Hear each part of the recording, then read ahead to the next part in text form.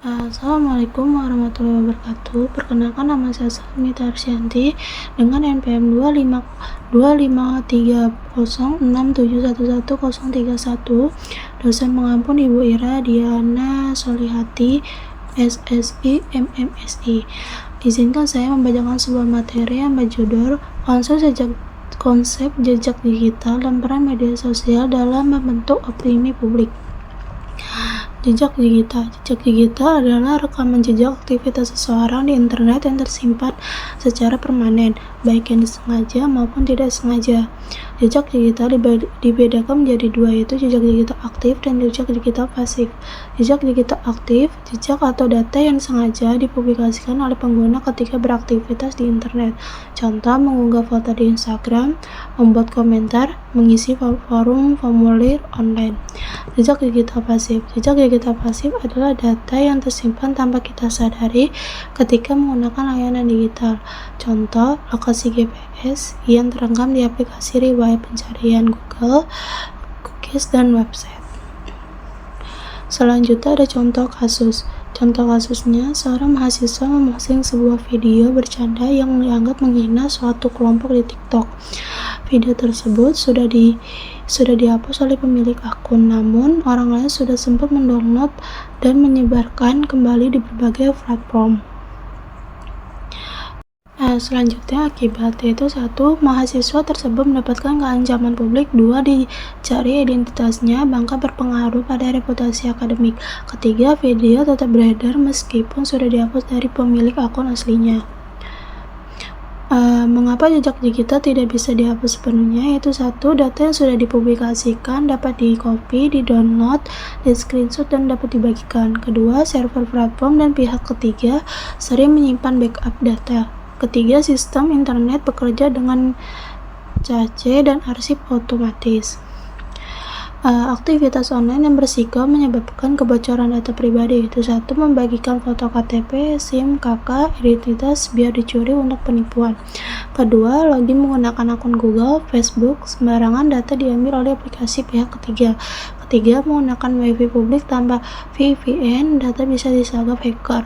4. Mengunggah data pribadi di media sosial dapat digunakan untuk doxing dan pencurian identitas. 5. Mengisi survei online tidak resmi, data dijual untuk iklan atau kejahatan. Contoh tindakan preventif, yaitu 1. Menggunakan password kuat yang mengaktifkan two-factor authentication atau 2FA. 2. Tidak membagikan informasi pribadi sensitif. 3. Menggunakan VPN saat memakai WiFi publik. 4. Menyetel private setting pada media sosial atau private friends only. 5. Menghapus riwayat pencarian dan cookies Selanjutnya, kesimpulan, jejak digital adalah rekaman aktivitas online yang bersifat permanen yang tidak dapat sepenuhnya dihapus. Informasi yang dibagikan di internet, baik sengaja maupun tidak, dapat berdampak positif atau negatif terhadap kehidupan seseorang di masa depan. Risiko kebocoran data dapat meningkatkan melalui aktivitas online yang tidak aman, sehingga diperlukan tindakan preventif seperti menjaga privasi, menggunakan keamanan akun, dan seleksi dalam membagikan informasi di media digital. Selanjutnya ada peran media sosial. Peran media sosial merupakan platform digital yang memungkinkan pengguna untuk berbagi informasi, berkomunikasi, dan mempengaruhi opini publik secara cepat dan luas. Kekuatan media sosial terletak pada kemampuan viral, partisipasi massal, dan interaksi antar warganet tanpa dibatasi ruang dan waktu. Selanjutnya ada contoh kasus. Di sini ada contoh kasus dibagi menjadi dua, yaitu dampak positif dan dampak negatif. Contoh kasus negatifnya, kampanye Save Rohingya dari tahun 2017, gerakan viral di Twitter dan Instagram berhasil mendorong dukungan publik internasional untuk kemanusiaan dan meningkatkan perhatian pemerintah terhadap isu tersebut. Netizen memanfaatkan media sosial untuk menyebarkan informasi, menggalang dana, dan menekankan lembaga internasional untuk bertindak. Di sini ada contoh kasus negatif, yaitu kasus hoax, satelit Palapa, dan isu gempa Megatrus palsu pada tahun 2021 sampai 2022.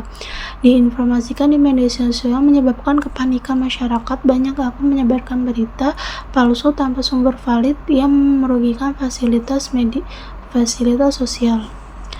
Dampak positif media sosial dalam membentuk opini publik, yaitu 1. Meningkatkan kesadaran sosial isu penting seperti lingkungan, kemanusiaan, kesehatan, dan menjadi pemerintah publik.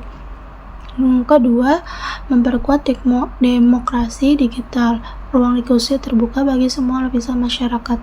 Dan ketiga, mempermudah mobilitas aksi sosial, penggalangan dana, petisi online, kampanye solidaritas.